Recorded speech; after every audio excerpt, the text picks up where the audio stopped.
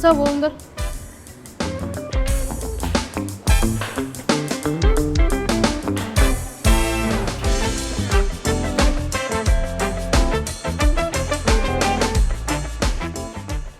Апай, сізге айтатын сөзім бар еді. Айта ғой, не жағдай? Түсінесің. Назым есінен шығып кетті ма? Бүгін бізге ерте қайту керек еді ғой. Қоя тұрса, сөйлестіңіз ба? Ту, апай, кейін айта салады әңгімесін. Бүгін бізге ерте қайту керек. Кеттік.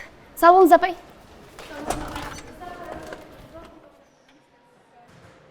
Берей, директордың кабинеті қай жақта? Жолығу керек еді. 2-ші қабат, 10 жақ бұрылыс, соңғы есік. Аха, рахмет. Кешір болғанда көзіңе қарап жүрмейсің ба, Манка? Бауырым, кешірім сұрап тұрмын ғой, артық кетпесей. Артық кетемін ба, кетпеймін ба, оның ізін білем. Сен новенькісің ғой дейме? Иә, жаңадан келдім. Пока что демала тұр, кейін сөйлесеміз.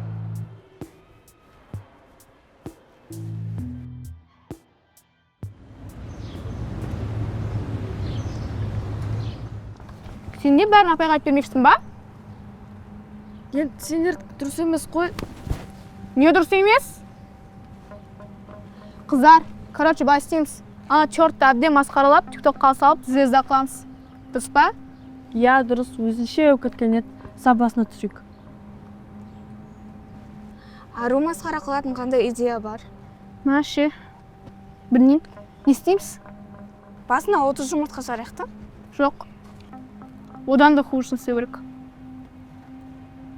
А может, киімсіз қалдырамыз? Давай. Сен тағы апайларға немесе басқа біреуге айтатын болсаң, мына видеоны бүкіл жерге саламыз.